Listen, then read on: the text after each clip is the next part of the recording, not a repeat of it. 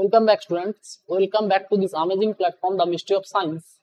তো তোমাদের NEET biology সিরিজের আজকের ক্লাসে আমরা class 12 biology first chapter reproduction in flowering plants এই চ্যাপ্টারটা স্টার্ট করব।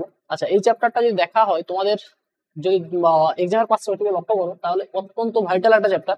কারণ যদি প্রিভিয়াস ইয়ারের কোশ্চেন দেখে থাকো তোমরা তাহলে দেখতে পাবে যে এই চ্যাপ্টার থেকে প্রতিবারে 3 থেকে 4টা কোশ্চেন ফ্রেম হয়। অর্থাৎ যদি আমরা এর স্ট্রেংথ দেখি চ্যাপ্টারটার তাহলে কিন্তু 3 থেকে 4টা কোশ্চেন প্রতি ইয়ারে আসছে। আচ্ছা, যদি এই চ্যাপ্টারটার টপিকস গুলো দেখি কি পড়তে হবে অ্যাকচুয়ালি, তাহলে দেখো এই চ্যাপ্টারটা কিন্তু অলরেডি তোমরা ক্লাস 10-এ পড়ে এসছো কিছুটা, তোমাদের ইন্ট্রোডাক্টরি কিছু পার্ট অলরেডি তোমরা জানো। আচ্ছা, মূল কথা যদি দেখা হয় তো দেখো যে এই যে রিপ্রোডাকশন ইন প্ল্যান্টস, এটা মূল কি জিনিসটা আমরা জানবো কি না, এখানে একটা প্ল্যান্টের মধ্যে তার লাইফ সাইকেল যে কমপ্লিট হয়, অর্থাৎ তার মধ্যে যে রিপ্রোডাকশন হয়, রিপ্রোডাকশনের টোটাল পাথ হয়, মানে সেখানে কিভাবে গ্যামেট উৎপাদন হয়, ওই গ্যামেট গুলো কিভাবে ফিউশন করে অর্থাৎ ফার্টিলাইজেশন হয়, ফার্টিলাইজেশনের পরে সেখানে কিভাবে বীজ তৈরি হয়, ফল তৈরি হয় বা এন্ডোস্পার্ম ডেভেলপমেন্ট হয়। ক্লিয়ার? তাহলে যদি আমরা টপিক গুলো এখানে সামারাইজ করে নিই তাহলে কি কি পাচ্ছি আমরা, তাহলে দেখতে পাবো যে এখানে আমাদের পড়তে হবে মেল এবং ফিমেল গ্যামেটোফাইট প্রোডাকশন। অর্থাৎ যদি গাছের ক্ষেত্রে বলা হয়, দেখো যে মেল গ্যামেটো কাকে বলছে, যে পোলেনকে বলছে, রেণুকে বলছে। আর ফিমেল গ্যামেট যদি বলা হয় তাহলে বলা হচ্ছে কি এমব্রায়ো স্যাককে। তো এগুলো কিভাবে তৈরি হয় এটা সম্পর্কে আমাদের পড়তে হবে। নেক্সট পড়বো এরা তৈরি হওয়ার পরে এদের ফিউশন, অর্থাৎ একে অপরের সাথে যুক্ত হওয়ার যে ঘটনাটা, যাকে পলিনেশন বলা হচ্ছে, একে অপরের কাছে পৌঁছানো, যাকে আমরা পরাগযোগ হিসেবে পড়েছি ক্লাস 10-এ।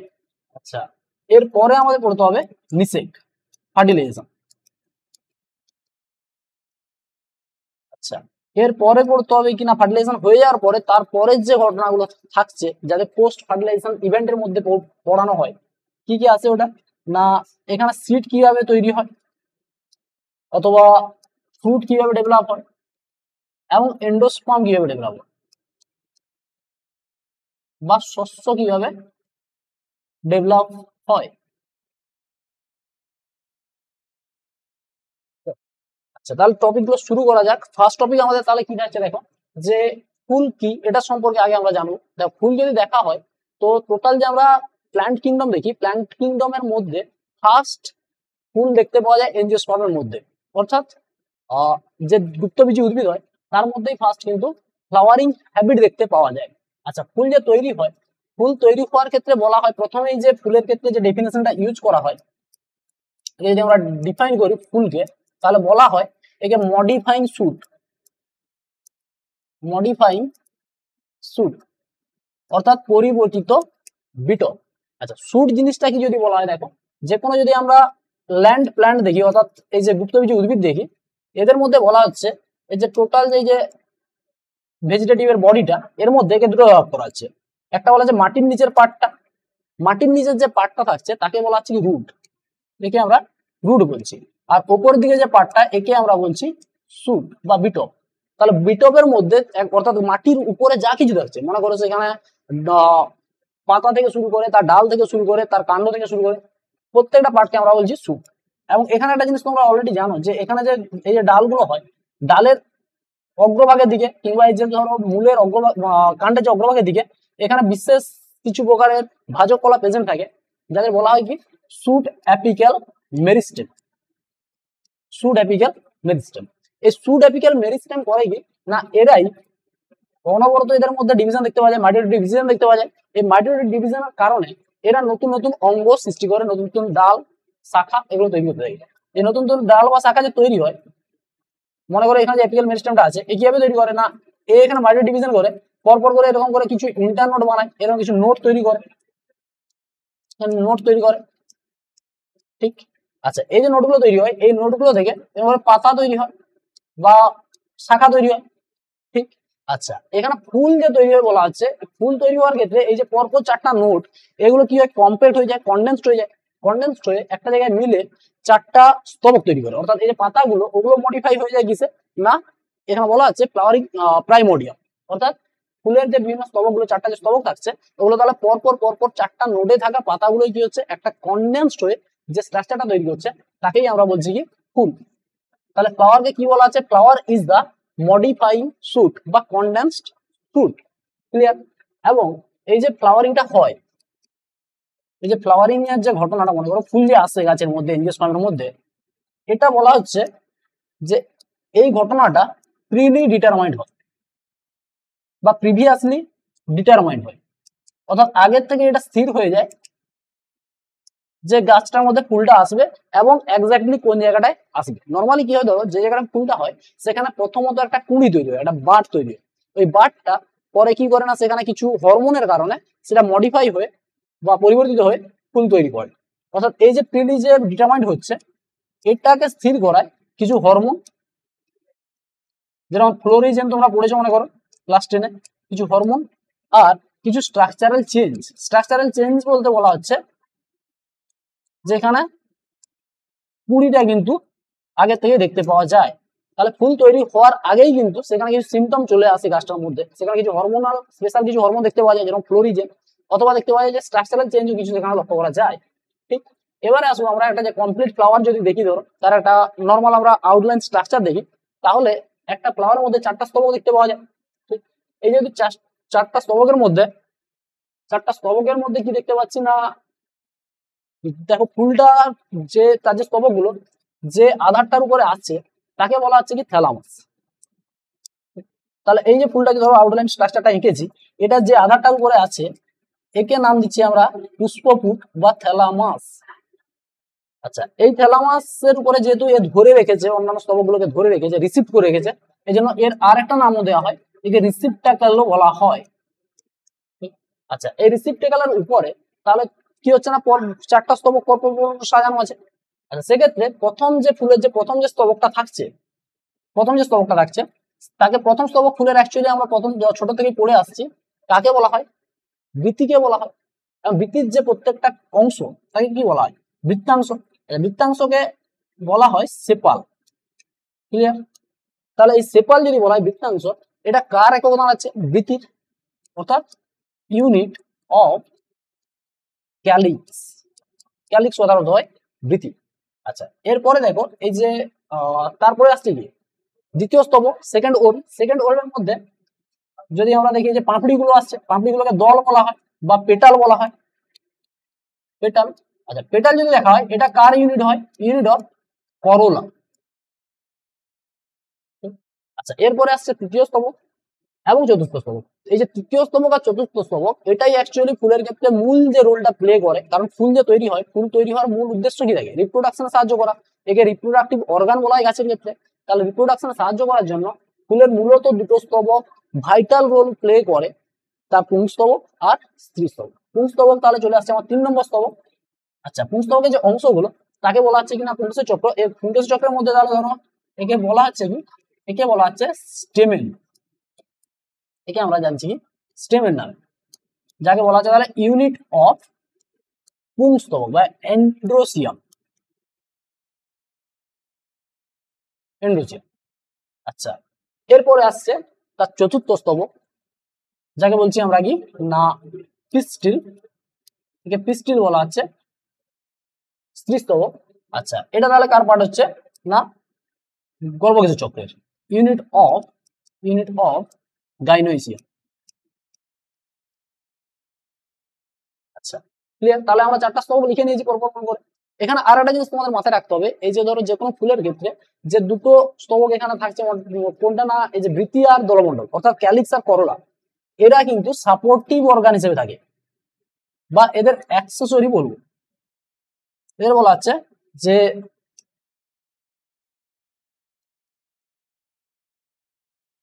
Accessory polls.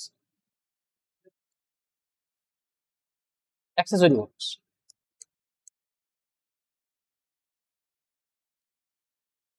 আচ্ছা, যদি দেখো যে বাকি যে দুটো থাকছে, মানে মনে করো স্টেমেন আর পিস্টিল, অর্থাৎ গাইনোসিয়াম আর এন্ডোসিয়াম, এগুলো অ্যাকচুয়ালি কি হচ্ছে তার মধ্যে যে তার যে মূল উদ্দেশ্য, তার যে মূল পারপাস, অর্থাৎ রিপ্রোডাকশন সাহায্য করা, এই দুটো কাজ কিন্তু এরা দুজনেই করায়। তাহলে এই দুটো স্তবকের মূল কাজ কি দাঁড়াচ্ছে? এই দুটো স্তবকের কাজ, যেহেতু ধরো তার মূল কাজটাকে এরাই প্লে করছে, এই জন্য এই দুটো স্তবককে বলা হচ্ছে তার এসেন্সিয়াল ওর্গনস, অর্থাৎ প্রয়োজনীয় স্তবক। ক্লিয়ার? ওকে, চলো। আচ্ছা, এরপরে আমরা দেখবো, দেখো নর্মালি তাহলে আমরা জানছি কি যে ফুলের ক্ষেত্রে আউটলাইন স্ট্রাকচার দেখে নিয়েছি।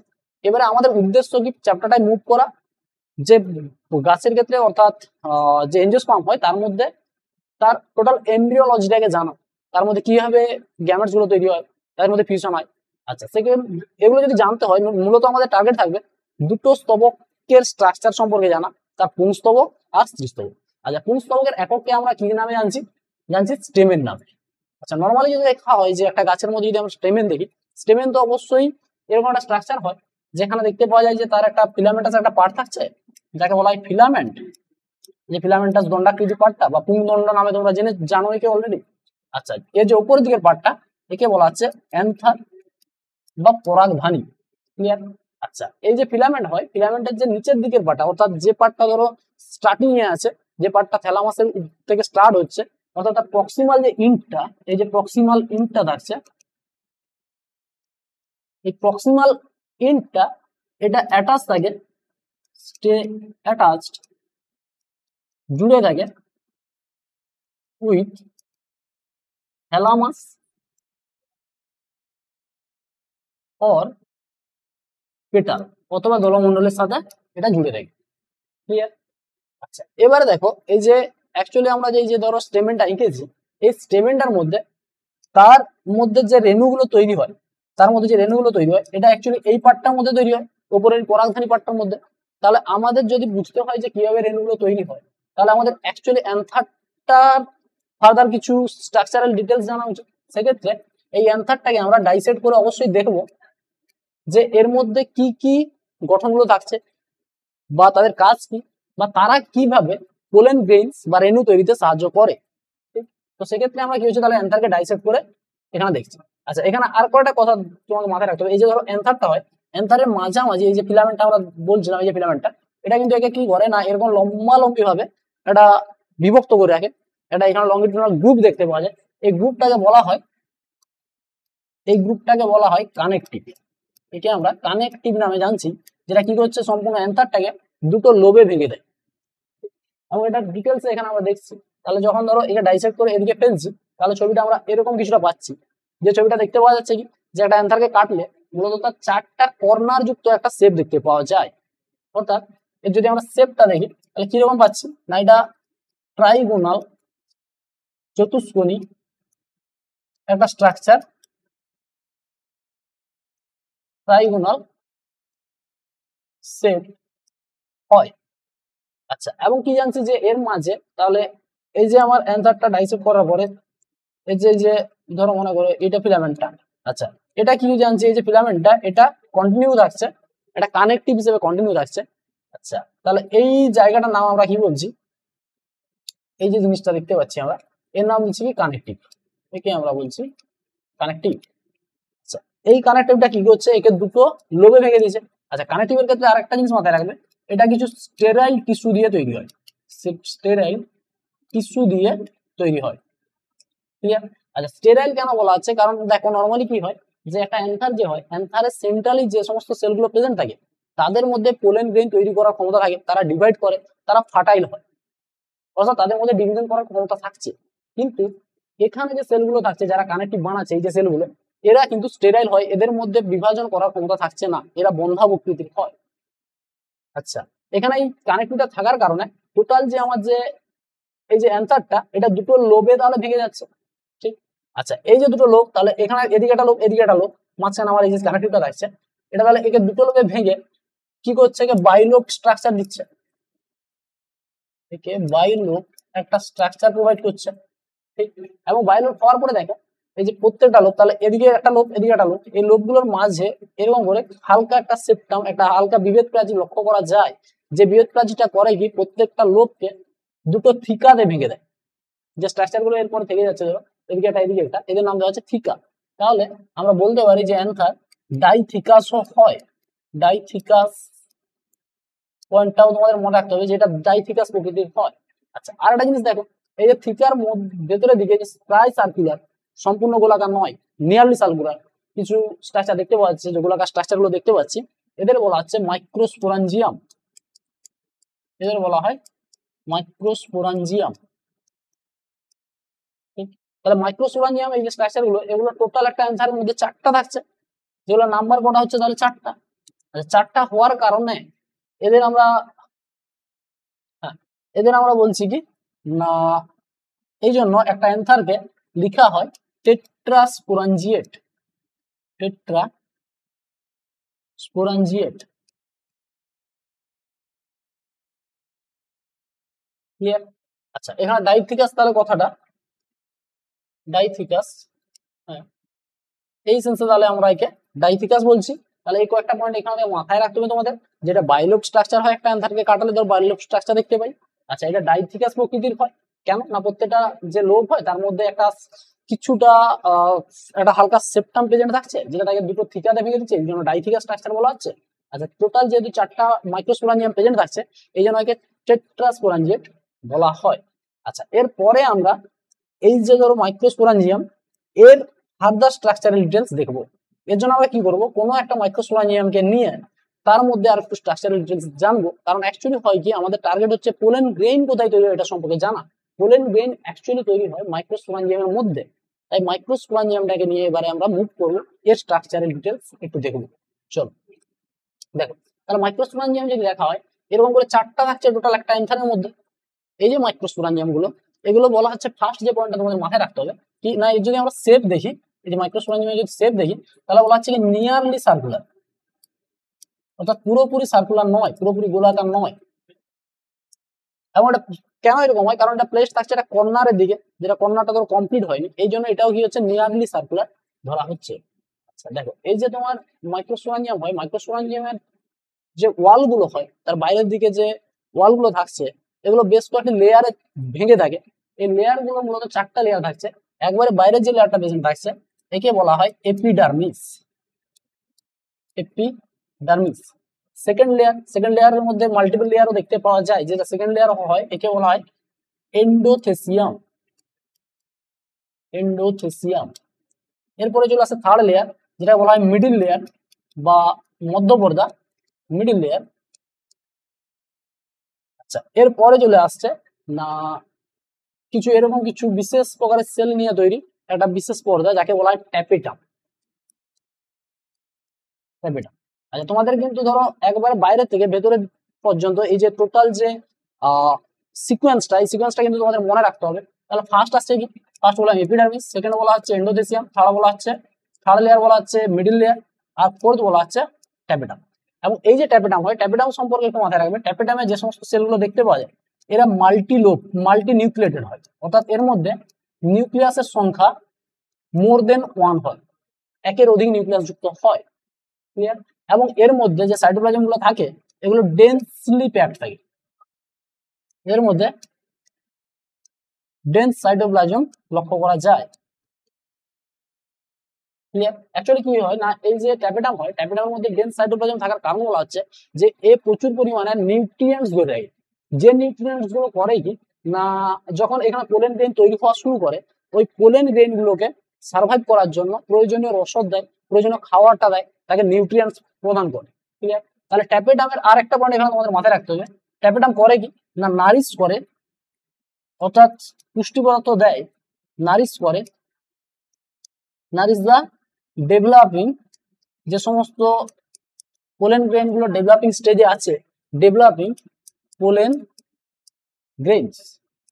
তাহলে এই পয়েন্টটাও কিন্তু তোমাদের ট্যাপেটাম থেকে মনে রাখতে হবে, ক্লিয়ার? এরপরে দেখো, ট্যাপেটামের একবারে ভেতরের দিকে, অর্থাৎ মাইক্রোস্পোরাঞ্জিয়াম যে হয় তার সেন্ট্রালি প্লেসড কিছু সেল থাকছে, কিছু হোমোজেনাস সেল দিয়ে তৈরি একবার বিশেষ টিস্যু পাওয়া যায়, যাকে বলা হয় স্পোরোজিনাস টিস্যু। Sporogenous tissue. আচ্ছা, স্পোরোজেনাস টিস্যুর ক্ষেত্রে তাহলে কি মাথায় রাখতে হবে তোমাদের, যেটা তৈরি হয় একই প্রকারের দেখতে, ফর্মড বাই একই প্রকারের দেখতে কিছু সেল দিয়ে, হোমোজিনাস সেল দিয়ে, হোমোজিনাস সেলস, ক্লিয়ার? চলো আচ্ছা, এই স্পোরোজিনাস টিস্যু সম্বন্ধে কয়েকটা কথা বলে রাখি, এগুলো আমরা পরে পরে জানছি। এই যে এই যে ধরো এরা হোমোজিনাস যে সেলগুলো দেখতে পাচ্ছি, এই প্রত্যেকটা সেলই এরা পোটেনশিয়াল মাদার সেল হয়, অর্থাৎ এদের মধ্যে ক্ষমতা থাকে পোলেন গ্রেইন তৈরি করার, বা এরাই তৈরি করে পোলেন গ্রেইন। এবং একটা পর্যায়ের পরে এই যে এরা কি করে না, এরা তাহলে তোমার এখানে পোলেন গ্রেইন তৈরি করে দেয়। পোলেন গ্রেইন তৈরি করার পরে দেখতে পাওয়া যায় যে এই পোলেন গ্রেইন গুলো, এই যে তোমার ট্যাপেটাম থাকছে না, এই ট্যাপেটামের টোটাল তার মধ্যে যে নারিশমেন্ট গুলো আছে ওগুলো খাওয়া শুরু করে, এতে ট্যাপেটামটা পুরোটাই নষ্ট হয়ে যায়। এবং সেক্ষেত্রে দেখা যায় কিছুটা মিডিল যে লেয়ার হয় এটাও কিছুটা নষ্ট হয়ে আসে। এবং তার মধ্যে কি দেখতে পাবো, শুধুমাত্র পোলেন গ্রেইন গুলো তাহলে দেখতে পাবো। তাহলে জিনিসটা দাঁড়াচ্ছে কি, যখন আমরা অ্যান্থার দেখছি একটা ইমেচিওর অ্যান্থার, তখন দেখতে পাওয়া যাচ্ছে তার মধ্যে এরকম স্ট্রাকচার। কিন্তু যখন সেটা মেচিওর হচ্ছে তখন এই যে স্পোরোজিনাস সেলগুলো থাকছে এরা কি করছে, পোলেন গ্রেইনস তৈরি করছে। পোলেন গ্রেইনস গুলো তৈরি হয়ে যাওয়ার পরে এরা তাহলে কনভার্ট হচ্ছে পোলেন গ্রেইনসে। পোলেন গ্রেইন গুলো একে খেয়ে নিচ্ছে, খাওয়ার পরে তারা প্রেজেন্ট থাকছে এর মধ্যে, শুধু পোলেন গ্রেইন গুলো প্রেজেন্ট থাকছে। এই সেন্সে আমরা এই যে মাইক্রোস্পোরাঞ্জিয়াম বলছি, টোটাল এই স্ট্রাকচারটাকে মাইক্রোস্পোরাঞ্জিয়াম বলছি। এই মাইক্রোস্পোরাঞ্জিয়াম তাহলে ইয়ং অ্যান্থার অ্যাকচুয়ালি দেখতে পাচ্ছি, এটা যখন ম্যাচিওর হচ্ছে তখন এটা কনভার্ট হয়ে যাচ্ছে পোলেন স্যাকে বা রেণুস্থলিতে, যার মধ্যে শুধুমাত্র রেণুগুলো প্রেজেন্ট থাকছে, ম্যাচিওর রেণুগুলো প্রেজেন্ট থাকছে। আচ্ছা, আর কটা জিনিস দেখো, এই যে এপিডার্মিস, এন্ডোথেলিয়াম আর মিডল লেয়ার, এই তিনটার কাজ হয়, এই তিনটা লেয়ারের কাজ হয় এই যে পরাগরেণুগুলো যখন ধরো তৈরি হয়ে যাচ্ছে ভিতরে ম্যাচিওর, তখন কি করে না এরা এরা এই যে পরাগরেণুটা ফেটে যায়, পরাগথলিটা ফেটে গিয়ে কি করে, এরা বাইরে ডিসপার্স হয়ে যায়, বাইরে ছড়িয়ে যায়। তো এই কাজটায় এই তিনটা লেয়ার সাহায্য করে। এই যে বাইরে যে ছড়িয়ে যাওয়া ঘটনাটা, একে বলা হচ্ছে ডেহিসেন্স। ডেহিসেন্স বলা হয়, ডেহিসেন্স অফ পোলেন গ্রেইনস। ক্লিয়ার? অর্থাৎ এই পোলেন গ্রেইন গুলো বাইরে যে রিলিজ হয়ে যায় বা হওয়ার জন্য এই প্রথমের তিনটা লেয়ার কিন্তু সাহায্য করে, এপিডার্মিস, এন্ডোথেলিয়াম আর মিডল লেয়ার। আর ট্যাপেটামের কাজ কি হয়, যে ডেভেলপিং পোলেন গ্রেইন গুলো আছে তাদের নারিশমেন্ট প্রোভাইড করা। চল নেক্সট দেখো আমরা মাইক্রোস্পোরোজেনেসিস। দেখো আমরা তাহলে মাইক্রোস্পোরোজিয়ামের স্ট্রাকচার জেনে নিয়েছি, এবারে দেখবো যে মাইক্রোস্পোরোজেনেসিস অর্থাৎ পোলেন গ্রেইন উৎপাদন কিভাবে হয় বা মেল গ্যামেটোফাইটের উৎপাদন কিভাবে হয়। এখানে তাহলে প্রথমেই বললাম তোমাকে, মনে করো যে পোলেন গুলো গ্রেইন গুলো যে হয় এদের কে বানাচ্ছে, এদের বানায় স্পোরোজিনাস টিস্যুর আন্ডারে থাকা সেলগুলো। যে পোরোজিনাস টিস্যুতে থাকছে, টিস্যু যে থাকছে এর মধ্যে প্রত্যেকটা individual cell pollen mother cell হিসেবে কাজ করে, পোলেন মাদার সেল হিসেবে কাজ করছে। আচ্ছা, বা শর্টে বলছি কি পিএমসি। আচ্ছা, এদের যদি ক্রোমোজোম মেকআপ দেখা হয় তাহলে অবশ্যই এরা 2n প্রকৃতির হবে, যেহেতু এটা মাদার সেল অবশ্যই এর মধ্যে কি থাকছে ক্রোমোজোম সংখ্যা, তাহলে ক্রোমোজোম মেকআপ ডিপ্লয়েড হচ্ছে। আচ্ছা, এই মাদার সেল গুলো কি করে, এরা মিওসিস সেল ডিভিশন করে, কারণ যেহেতু এর উদ্দেশ্য কি না গ্যামেট তৈরি করা, অবশ্যই মিওসিস সেল ডিভিশন করবে। এবারে মিওসিস সেল ডিভিশন আমরা জানি কি, যে এখানে 4টা তাহলে সেল তৈরি হবে, এবং যে 4টা সেল এখানে তৈরি হয় না তারা প্রাথমিক অবস্থায় একে অপরের সাথে জুড়ে থাকে, তার মধ্যে কিছু স্টিকি ম্যাটেরিয়াল পাওয়া যায়, কিছু অ্যাডহেরিং ম্যাটেরিয়াল পাওয়া যায়, যেটা একে অপরের সাথে থাকে জুড়ে থাকতে সাহায্য করে, এরকম করে বাঞ্চ করে রাখে। এই যে বাঞ্চ স্ট্রাকচারটা পাওয়া যাচ্ছে এদের নাম দেওয়া হচ্ছে মাইক্রোস্পোর, মাইক্রোস্পোর টেট্রাড। একে মাইক্রোস্পোর টেট্রাড আমরা বলছি। আচ্ছা, এই মাইক্রোস্পোর টেট্রাড যখন ম্যাচিওর হচ্ছে তখন দেখতে পাওয়া যাচ্ছে যে তারা ইন্ডিভিজুয়ালি একে অপরের সাথে আলাদা হয়ে যাচ্ছে এবং বানাচ্ছে কি পোলেন গ্রেইন। ক্লিয়ার?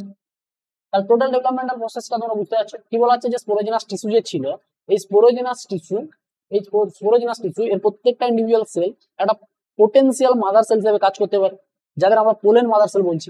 এই pollen mother sell meiosis cell division করছে, দিয়ে বানাচ্ছে হ্যাপ্লয়েড, হ্যাপ্লয়েড টেট্রা। কেন টেট্রাড বলছি, কারণ 4টা পোলেন গ্রেইনস যে তৈরি হয়েছে প্রাথমিক অবস্থায় প্রাইমারিলি, তারা কি হচ্ছে একে অপরের সাথে জুড়ে থাকছে। অ্যাকচুয়ালি এর মধ্যে দেখতে পাওয়া যায় এরকম স্টিকি ম্যাটেরিয়ালের মধ্যে প্রেজেন্ট থাকে, যারা একে অপরের সাথে এদের জুড়ে রাখে, এরকম করে জুড়ে রাখে, মনে করো এদের ক্যালোজ বলা হয়, ক্যালোজ বলা হয়। এটা তোমাদের এনসিইআরটি উল্লেখ করেনি, কিন্তু এর কারণে এটা জুড়ে থাকে। এবং এই ক্যালোজটা কি হয়, যখন ম্যাচিওর হয়, যখন তোমার পোলেন গ্রেইন গুলো দেখা যাচ্ছে যে তাদের মধ্যে তারা ডিহাইড্রেট হচ্ছে, তারা কমপ্লিটলি তারা ম্যাচুরিটিতে পৌঁছে গেছে, তখন এই ক্যালোজটাকে ক্যালেজ নামক একটা বিশেষ উৎসেচক ডিজলভ করে দেয়, ক্যালেজ তাকে ডাইজেস্ট করে দেয়। যখন ডাইজেস্ট করছে তখন তারা ইন্ডিভিজুয়ালি সেপারেট হয়ে যাচ্ছে, দিয়ে বানাচ্ছে কি পোলেন গ্রেইন। চলো নেক্সট আসবো আমরা পোলেন গ্রেইনের স্ট্রাকচার। দেখো একটা যদি ম্যাচিওর পোলেন গ্রেইন দেখা হয় তো সেক্ষেত্রে তার স্ট্রাকচার যদি দেখি আমরা, স্ট্রাকচার দেখতে পাচ্ছি কি তার মধ্যে কিছু ডেন্স সাইটোপ্লাজম থাকছে, এবং সাইটোপ্লাজম প্রেজেন্ট থাকছে। সাইটোপ্লাজমটাকে সারাউন্ড করে একটা প্লাজমা পর্দার একটা লেয়ার থাকছে। কি বলা হচ্ছে, তাহলে এই যে আমার সাইটোপ্লাজম দেখতে পাচ্ছি একে ঘিরে আছে একটা প্লাজমা মেমব্রেন বা সেল মেমব্রেন, প্লাজমা মেমব্রেন বা সেল মেমব্রেনকে ঘিরে রেখেছে। আচ্ছা, এই প্লাজমা মেমব্রেনের বাইরের দিকে পরপর দুটো সেল ওয়ালের লেয়ার দেখতে পাওয়া যায়। আচ্ছা, এই সেল ওয়ালগুলো তাহলে প্রথম যে ভেতরের দিকটা যদি দেখি এর নাম দেওয়া হয় ইনটাইন, ভেতরের লেয়ারটাকে বলছি আমরা ইনটাইন, আর বাইরেরটাকে বলছি এক্সাইন। ক্লিয়ার? আচ্ছা, ইনটাইন যে হয়, ইনটাইন সফট হয়, নরম প্রকৃতির হয়, এবং এটা যে মেটেরিয়ালটা দিয়ে তৈরি হয় তার নাম দেওয়া হচ্ছে পেকটিন অ্যান্ড সেলুলোজ। পেকটিন এবং সেলুলোজ দিয়ে তৈরি হয়, এই জন্য এটা সফট হয়। কিন্তু এক্সাইন যেটা হয় এটা একটা বিশেষ মেটেরিয়াল দিয়ে তৈরি হয় যার নাম দেওয়া হয় স্পোরোপোলেনিন।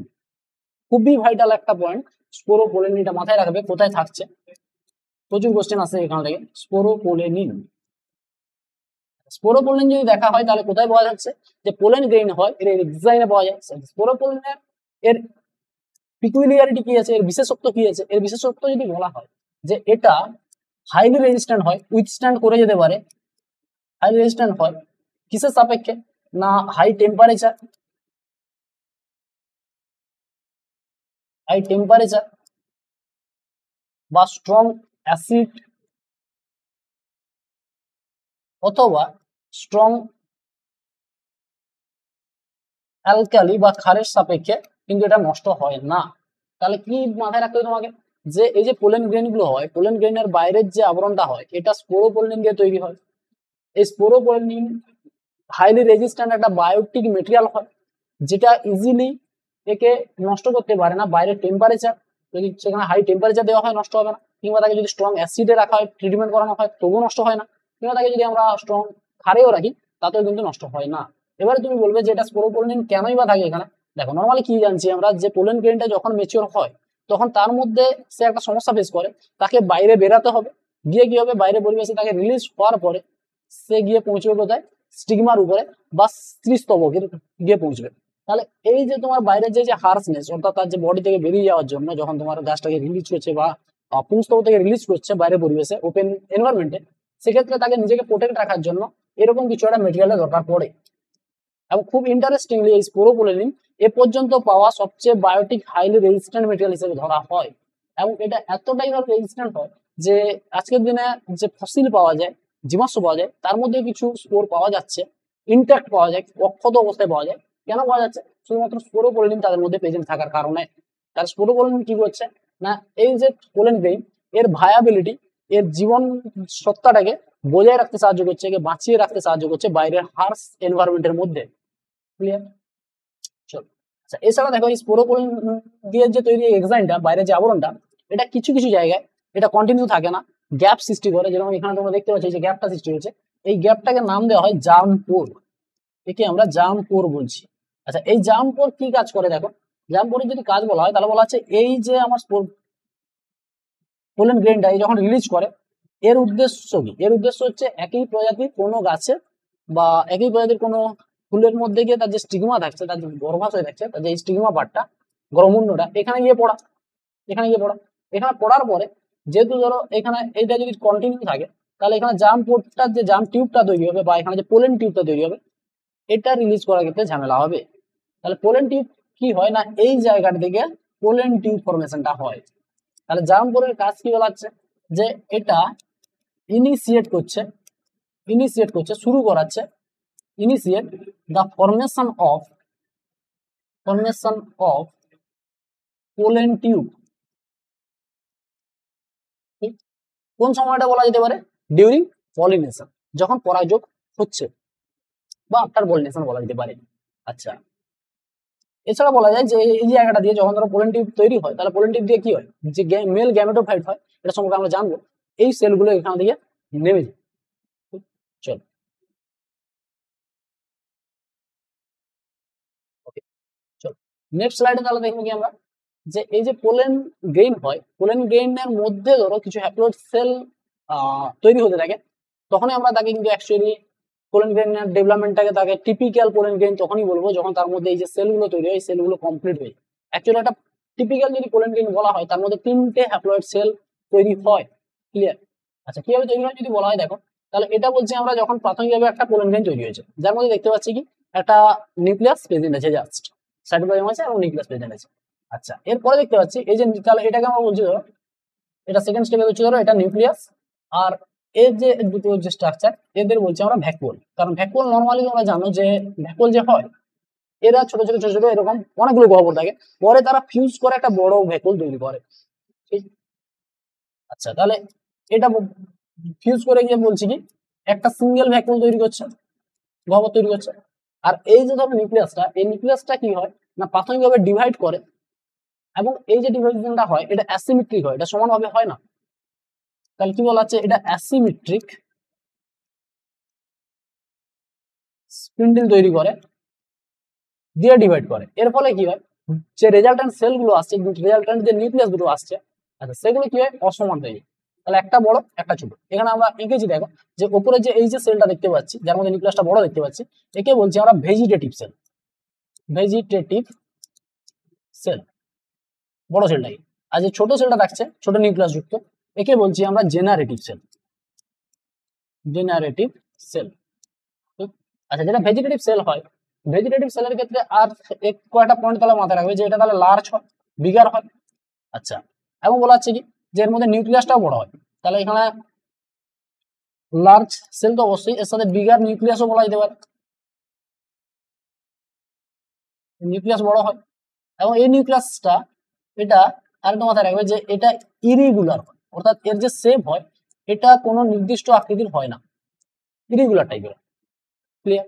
আচ্ছা, এবং এ প্রচুর পরিমাণে ফুড মেটেরিয়াল ধরে রাখে, স্টোর ফুড মেটেরিয়ালস, কিছু খাদ্য বস্তু এই সেলটার সাইটোপ্লাজমের মধ্যে জমা থাকে। আচ্ছা, অ্যাকচুয়ালি কি হয় এই যে ভেজিটেটিভ সেল হয় এই ভেজিটেটিভ সেলটা যখন জার্ম টিউব তৈরি হচ্ছে, যখন সেল ড্রপ করছে স্টিমার উপরে তখন যে জার্ম টিউবটা তৈরি হয় না, তাকে ওই জার্ম টিউবটা তৈরি হতে গেলে অবশ্যই সেখানে খাদ্য দরকার পড়ে, এই খাদ্যটা এ প্রোভাইড করে। ভেজিটেটিভ সেলের তাহলে কাজ কি বলা হচ্ছে জার্ম টিউবকে নিউট্রিয়েন্টস প্রোভাইড করে। আচ্ছা, এরপর আসছে জেনারেটিভ সেল। জেনারেটিভ সেলের ক্ষেত্রে তাহলে এর বিশেষত্ব কি আছে, এটা বলা হচ্ছে স্মল হবে। আচ্ছা, এবং এটা ফ্লোটিং করতে থাকে, ভাসতে থাকে এই ভেজিটেটিভ সেলের সাইটোপ্লাজমের মধ্যে। ক্লিয়ার? তাহলে এই যে ধরো সেলটা, এই যে সেলটা এটা ওভারঅল ভেসে আছে ভেজিটেটিভ সেল যেহেতু বলা হয় তার সাইটোপ্লাজমের মধ্যে। ক্লিয়ার? তাহলে বলা হচ্ছে কি যে এটা ফ্লোট করছে, floating in the cytoplasm of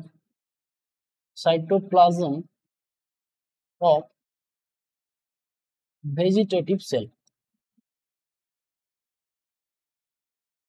ওকে?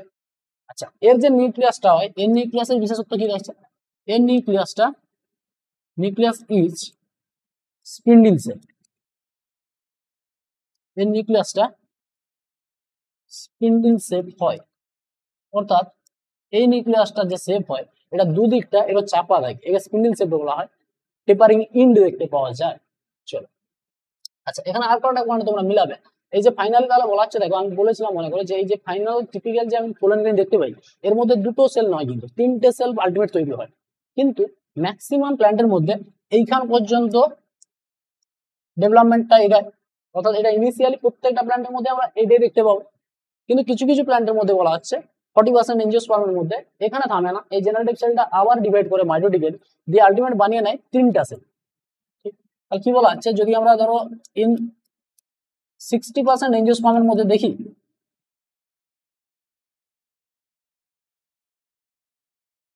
যখন পোলেন গ্রেইনটা সেট হচ্ছে রিলিজ হচ্ছে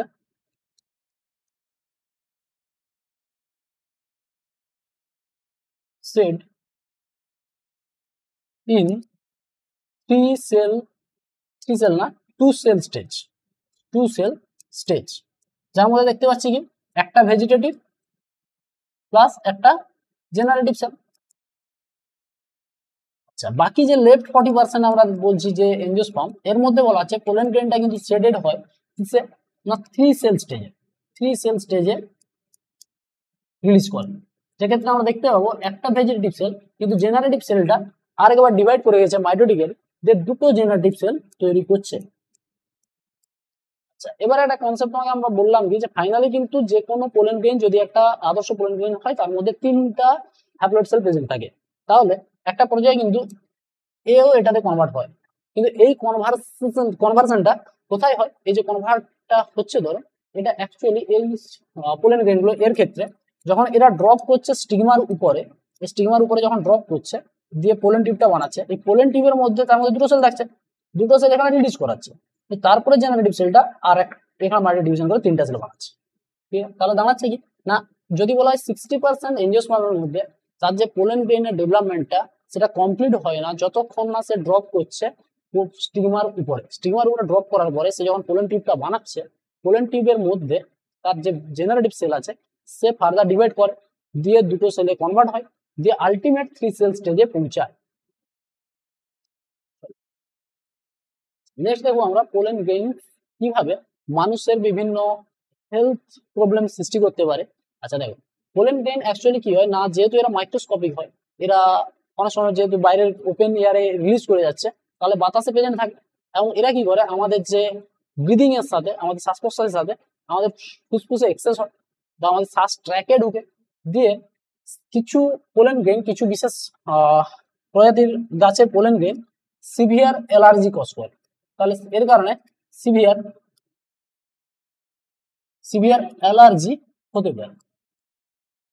ঠিক, আচ্ছা, এছাড়াও কিছু রেসপিরেটরি কিছু যে আমাদের শ্বাসতন্ত্র থাকছে তার মধ্যে কিছু মারাত্মক রোগ ঘটাতে পারে, যেমন অ্যাস্তমা হতে পারে অর্থাৎ হাঁপানি অথবা ব্রঙ্কাইটিস, এরকম কিছু রোগও কিন্তু সৃষ্টি করতে পারে। আচ্ছা, এখানে দেখো মূলত দুটো প্রজাতির গাছ তোমাদের মাথায় রাখতে হবে যেগুলো এই প্রকারের রোগগুলো সৃষ্টি করার ক্ষেত্রে কিন্তু এদের প্রভাব, এদের ভূমিকাটা অনেক বেশি। আচ্ছা, এখানে তোমাদের এনসিইআরটি দুটো গাছের নাম উল্লেখ করছে, একটা বলছে পার্থেনিয়াম, এটা বলছে পার্থেনিয়াম। আচ্ছা, আর এটা বলা হচ্ছে ক্যারোট গ্যাস, ক্যারোট গ্যাস। ঠিক, আচ্ছা, এর দুটো প্রজাতি যদি আমরা দেখি, এরা কিন্তু আমাদের এন্ডেজেনাস বা এন্ডেমিক প্রজাতি না, ভারতবর্ষের আদি প্রজাতি না, অর্থাৎ এদের অরিজিন ভারতবর্ষে না, এরা বাইরের থেকে এসেছে। এরকম প্রজাতিকে কি বলা হয়? এদের বলা হয় ইনভেসিভ স্পিসিস। আচ্ছা, তাহলে এরা এসছে কি করে? এরা এসছে বলা হচ্ছে যখন ভারত সরকার ধরো মনে করো আমাদের দেশ কিছু বাইরের গমকে বা উন্নত মানের গমকে ইম্পোর্ট করেছিল, ওই গমের সাথে কন্টামিনেট হয়ে মিশে দেখে এরা আমার দেশে পৌঁছে গেছে। এবারে পৌঁছে যাওয়ার পরে এরা এমন ভাবে বাড়ছে এদের কোনোভাবে কন্ট্রোল করা যাচ্ছে না, এবং এরা সিভিয়ার অ্যালার্জি কিন্তু কজ করছে বা এই ধরনের কিছু মারাত্মক রোগও ঘটাচ্ছে, যার কারণে প্রচুর লোক প্রতি বছর আক্রান্ত হয় এবং মারা যায়। ঠিক, আচ্ছা, ইনভেসিভ স্পিসিস বলা আছে এবং কিসের দ্বারা এসছে তাহলে বলা আছে উইথ দি ইম্পোর্টেড, রপ্তানি করা, রপ্তানি নয় মানে আমদানি করা ইম্পোর্টেড হুইট, গমের সাথে চলে এসছে। ঠিক আছে, আচ্ছা, এরপরে আসবো আমরা beneficial role of pollen grains. দেখো, কিছু পোলেন গ্রেইন কিন্তু আজকের দিনে মানুষের বিভিন্ন বেনিফিটেও লাগে। এখান থেকে কিছু কোম্পানি কি করে, কিছু কোম্পানি এরকম বেরিয়েছে যারা ধরো এই পোলেন গ্রেইন গুলোকে দাবি করে তারা যে পোলেন গ্রেইন খুবই হাইলি নিউট্রিশনাল ভ্যালু এদের থাকে, এবং এ কারণে তারা কি করছে আজকের দিনে এই পোলেন গ্রেইন থেকে কিছু ট্যাবলেট বা সিরাপ তৈরি করছে দিয়ে মার্কেটে বিক্রি করছে, এবং তারা দাবি করছে যে এই সিরাপ বা এই ট্যাবলেট যদি কোনো অ্যাথলেটসকে বা কোনো যে রেসের ঘোড়া হয় তাদের যদি খাওয়ানো হয় তার পারফরমেন্সটা অনেকটাই এনহেন্স করতে পারে, অনেকটা বাড়িয়ে দিতে পারে। ঠিক, তাহলে এটুকু মাথায় রাখবে যে আজকের দিনে পোলেন গ্রেইনকে ধরা হয় যেটা হাইলি নিউট্রিটিভ হয়,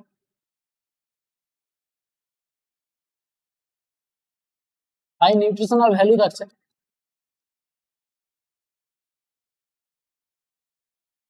এই কারণে কি করা হচ্ছে না, এখান এর থেকে কিছু ট্যাবলেট বা সাপ্লিমেন্ট হিসাবে কিছু ট্যাবলেট বা সিরাপ তৈরি করা হয়, তাহলে এটা সাপ্লিমেন্ট হিসাবে দেওয়া হয়, given as supplement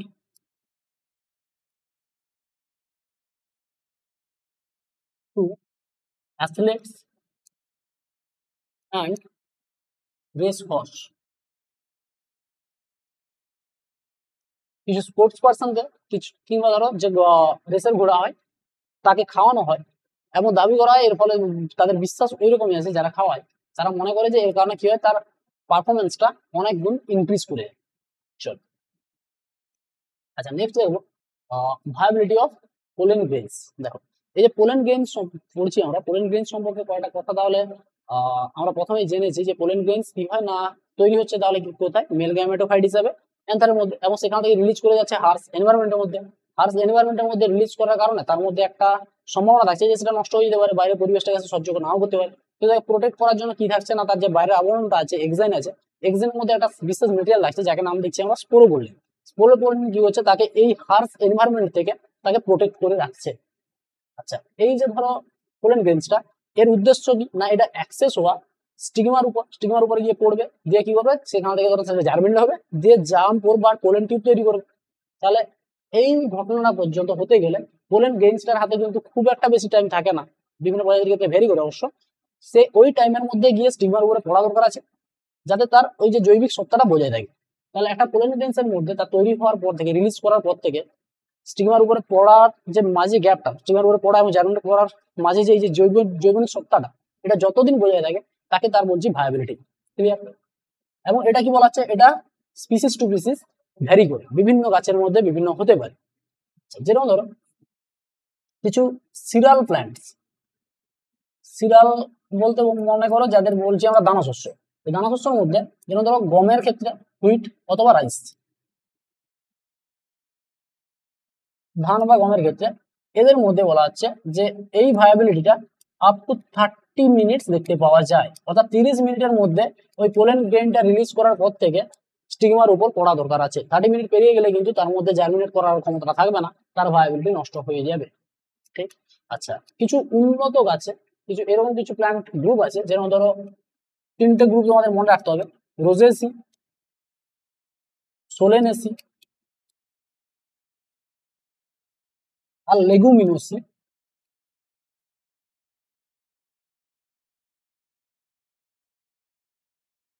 এই 3টে প্ল্যান্টের গ্রুপের মধ্যে এই ভায়াবিলিটিটা কিন্তু আপ টু মান্থ থাকতে পারে।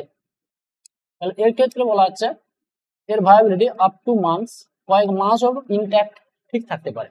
আচ্ছা আর একটা দেখো, এখানে বর্তমানে কিছু আর্টিফিশিয়াল মিডিয়ামে যদি আমরা রাখতে পারি পোলেন গ্রেনসকে, তাহলে এর ভায়াবিলিটিটাকে অনেক গুণ আমরা বাড়িয়ে দিতে পারি, অনেকটা টাইমের জন্য বাড়িয়ে দিতে পারি, বা অনির্দিষ্টকালের জন্য বাড়িয়ে দিতে পারি। আচ্ছা এর জন্য কি করা হয়, কি ক্রায়ো প্রিজার্ভেশন করা হয়। ক্রায়ো প্রিজার্ভেশন সম্পর্কে অলরেডি তোমরা পরিচিত। এখানে করা হয় কি, এখানে লিকুইড নাইট্রোজেন ব্যবহার করা হয়, জানো তরল নাইট্রোজেন ব্যবহার করা হয়, যার তাপমাত্রা হয় -196°C। এর মধ্যে যদি রেখে দেওয়া হয় তাহলে কি হবে না, পোলেন গ্রেনের মধ্যে সমস্ত ধরনের যে ধরো সে তার যে এনজাইমেটিক বা মেটাবলিজম গুলো হচ্ছে ওগুলো অনেকটাই মিনিমাল লেভেলে পৌঁছে যাবে, এবং তার মধ্যে তার ভায়াবিলিটিটা অনেকদিন ইনক্রিজ করে যাবে। চলো